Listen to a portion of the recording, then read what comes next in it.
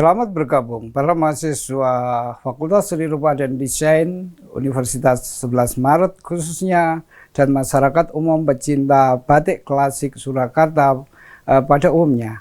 Hari ini kita bergabung untuk membahas tentang sebuah cara atau metode pembacaan batik klasik khususnya yang berbasis motif ceplok dengan varian sito, yaitu ada beberapa sito Aceh, sito Tati, sito Mukti, sito Mulyo, sito Luhur, dan sito Derajat.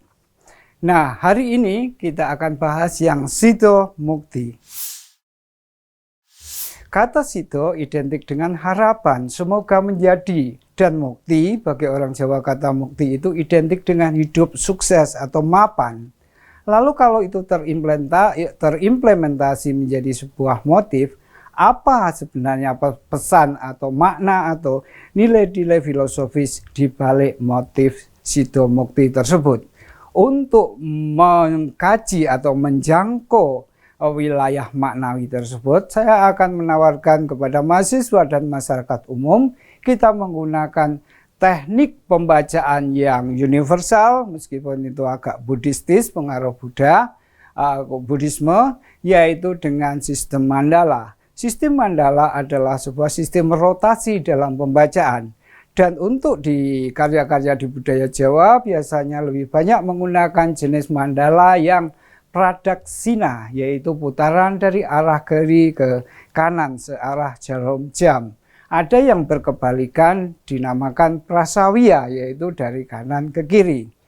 Biasanya rotasi searah jarum jam atau pradaksina itu untuk membaca panel candi, terutama Candi Borobudur, Prambanan, dan candi-candi hidup Buddha. Tetapi ada candi satu di Jawa Timur yang membacanya berkebalikan, yaitu dengan sistem prasawiya, yaitu Candi Kidal. Salah satu kenapa disebut Candi Kidal karena cara membacanya itu berkebalikan, dengan tangan kiri yang menempel ke panel-panel candi sehingga disebut kidal. Nah, sistem mandala itu kita terapkan pada pola atau susunan formasi atau jajaran ornamentika dari satu lembar kain dengan motif sito mukti. Caranya pertama adalah kita cermati kata mukti itu artinya apa. Maka kemudian mukti itu artinya adalah mapan, hidup mapan. Dan kemudian tadi nanti menentukan 4 motif utama yang paling berdampingan dengan motif pokok, yaitu tafsir dari mukti dalam kemapanan itu nanti abstraksinya gambar apa. Kemudian selanjutnya kita menentukan juga 4 motif pendukung. Nah, secara gambar kita lihat bahwa pola pembacaan motif sito adalah kumpulan dari 9 kelompok ornamentika motif.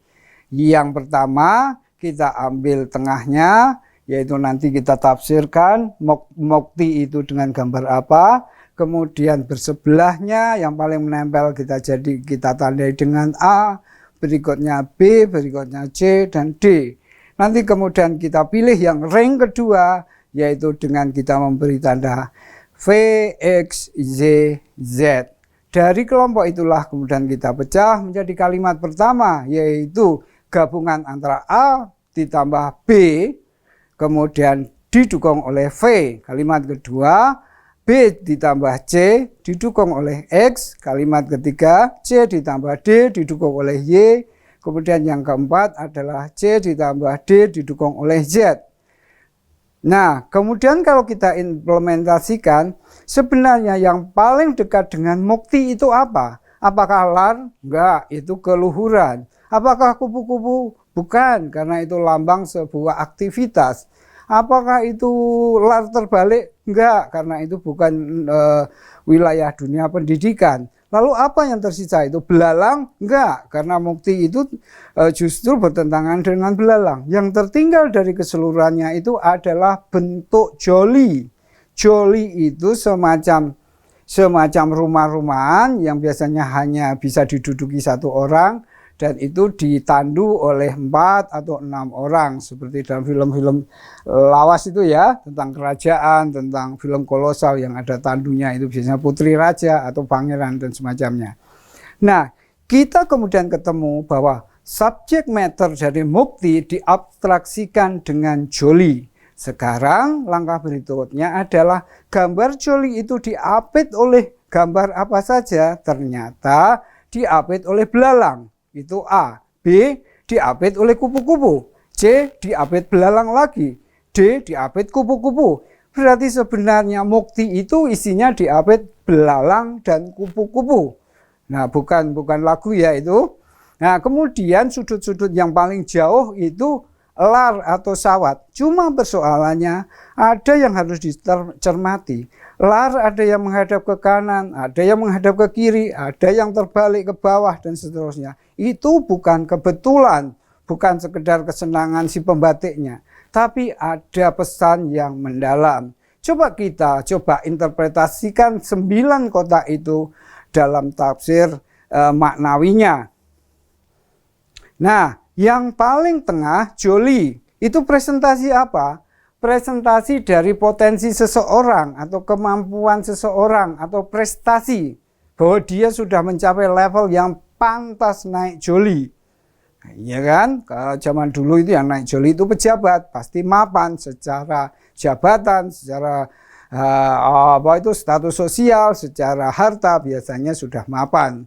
Makanya banyak orang tua piye wis mapan. Nah, kan gitu artinya itu sudah established. Nah, itulah mukti. Nah, didukung oleh apa? Belalang. Apa yang diambil dari belalang? Itu orang Jawa kemudian mengidentikan dengan halangan.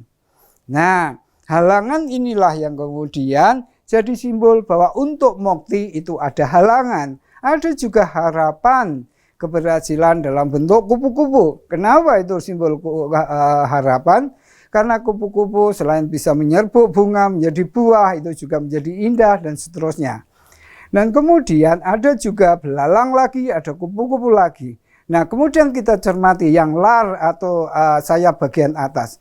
Itu terbalik. Apa maksudnya? Itu adalah kebaikan dari atas atau sesuatu yang bernilai dari atas, identik bisa dengan ajaran kebajikan, juga ajaran agama. Lalu yang ke arah bawah, yang di ujung bawah itu ada juga itu bisa ditafsirkan dengan kebaikan untuk masyarakat umum. Yang menghadap ke kiri bisa juga itu kebaikan yang bersifat